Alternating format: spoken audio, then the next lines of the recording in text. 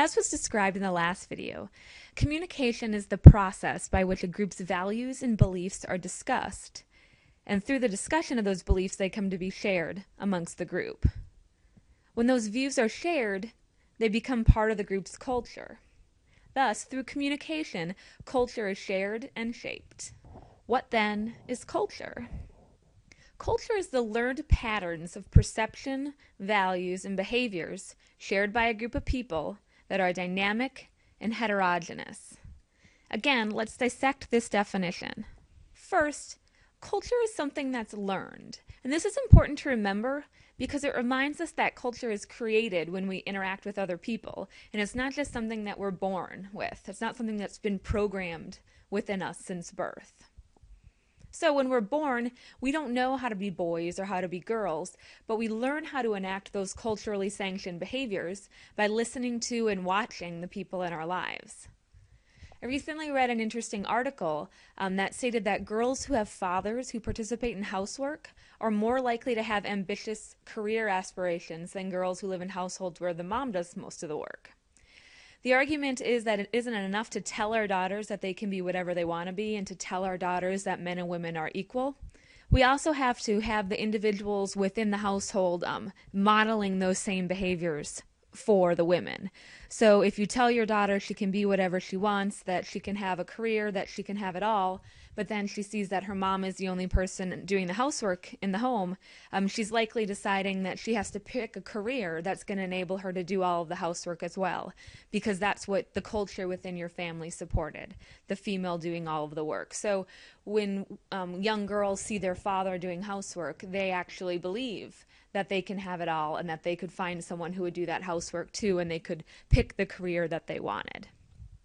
The other thing that knowing that culture is learned reminds us is the fact that we can learn how to participate in different cultures, so cultures other than the ones we're born into.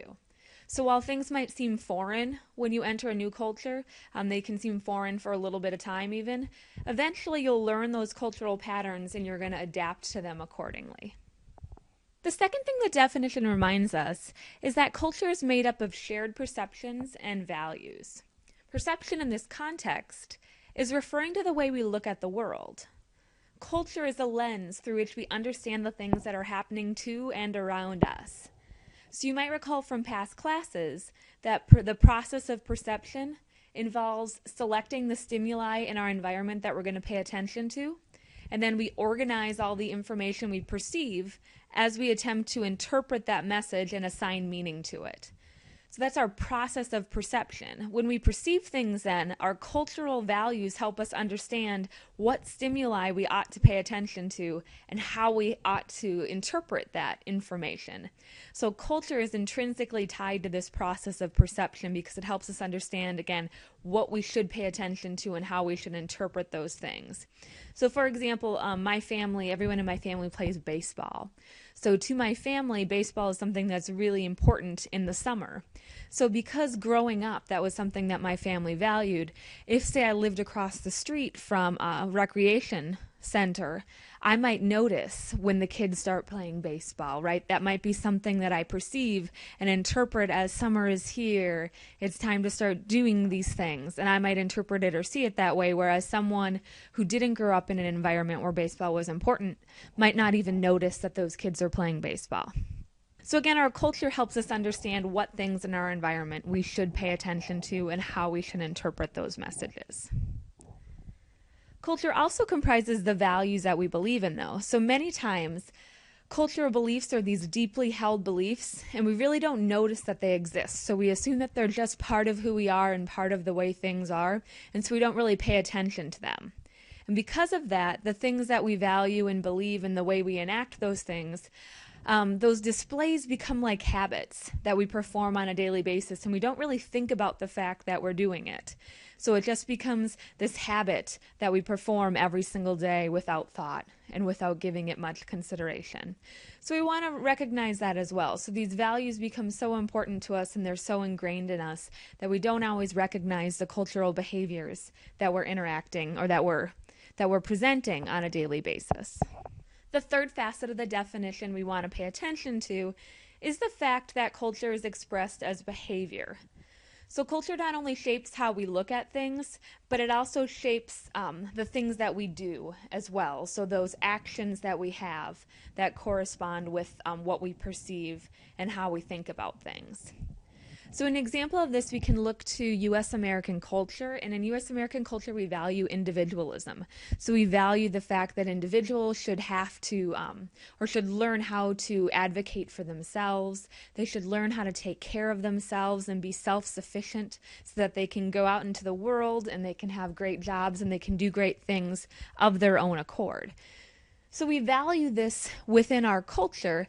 And that's one of the reasons why there's this expectation in our culture that when children are young, we move them out of their parents' bedrooms very, very early. So in a lot of cultures, children not only stay in the same room as their parents, but they sleep in the same bed as their parents for quite a long time.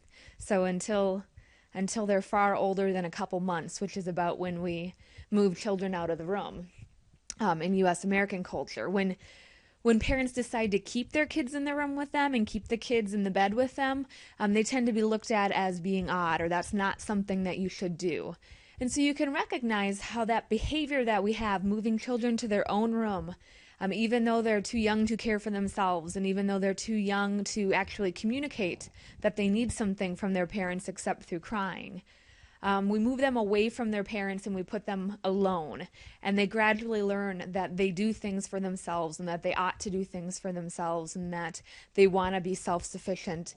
And that's, again, one of those ways that the behaviors of our culture help reinforce the things that we value. So we enact those behaviors because of what we value, and because we continue to enact those behaviors, we continue to value those things. The fourth aspect of the definition we want to look at is the fact that culture is shared, right? So culture is developed through interaction. I keep saying that. It's developed through our communication. It's developed through our interaction with other people. And as such, it's a group process or a group experience. So it truly is something that we share. We don't develop culture all by ourselves. We develop it through our interactions with other people. Sometimes we can choose the groups to which we belong, and other times we can't. So for example, I can't easily change my age. And so because I can't change how old I am, I'm part of that culture, I'm part of that group, and that's really an involuntary association I have with people who are my age group, because that's not something I can change. I'm always going to be the age that I am. While we can have involuntary associations with different cultures, we can also have voluntary ones. So when I was living in Kansas City, or in Lawrence, Kansas, there is a soccer team in Kansas City, Kansas, and my husband and I would go in, we had season tickets, we'd watch all of the soccer games. So my connection with the soccer culture while I was in Kansas City is an example of a voluntary cultural membership. No matter the type of culture, however, individuals in those groups do share common experiences, they share values, and they share ways of looking at the world. So they have similar worldviews. So an example of a shared culture has come out of the hashtag Yes All Women campaign that recently occurred on Twitter. If you haven't heard of it, you should look it up. There's a lot of interesting tweets and poignant and meaningful tweets that are associated with this campaign. But the idea behind the campaign was advocating for the fact that women have this shared cultural expectation that to a degree they're looked down upon, right? So women are disadvantaged systemically in the U.S. and in global communities.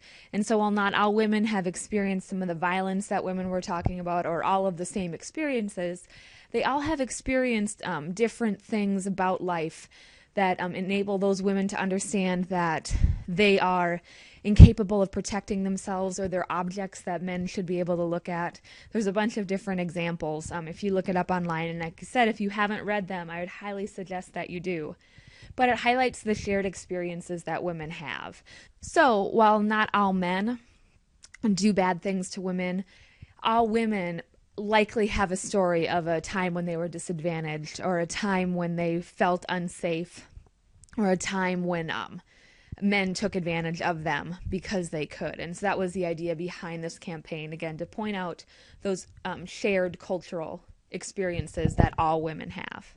The final aspect of the definition we're going to talk about is the fact that culture is both dynamic and heterogeneous.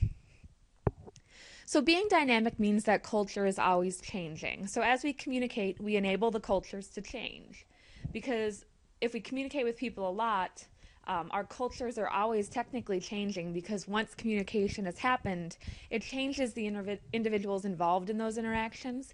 And so then the ways that they look at the world will change, and then gradually those cultures change to adopt those different viewpoints. So just not even that many years ago, 5-10 years ago, there was not nearly the support for homosexual lifestyles in the US that we see today. So through conversation, through interaction, that portion of the culture is beginning to change in meaningful ways. And so again, culture is dynamic. It has the potential to become something new and something different. Part of the reason why cultures can change is because people who make up those cultures have different beliefs, even if those beliefs aren't necessarily sanctioned by the culture. So this reminds us that people are heterogeneous. It's not like, oh, I am a female, I'm a member of the female culture, so I automatically believe these things that all females believe. Right? Individuals who are within a culture can simultaneously support certain parts of the culture and not agree with or not accept other parts of the culture. So because people can all be different, they're all heterogeneous, and they'll still continue interacting with one another, those different ideas get shared. And again, those cultures can change because of the dynamic nature of culture. Well, there you have a definition of culture and an explanation of that definition. Make sure you were paying attention to the culture and communication section that's on pages 41 to 52 of your book. I didn't want to give you too many videos to watch today, so instead of giving you a video that highlights those different value dimensions that are included in that those sections, I asked you your discussion question prompts today are associated with those ideas so that I can see what you know and what you don't know. So do be sure to let me know if there's certain concepts that didn't make sense to you. You can do that right in the discussion board post, because maybe if you indicate that this one idea, like time orientation, didn't make much sense to you, perhaps it made a lot of sense to one of your classmates too, and they can explain that in their response. So either between me or your classmates, you'll be able to get a response on what those other aspects of the value orientations you were presented with mean. As always, let me know if there are any other questions that you have, and have a great day.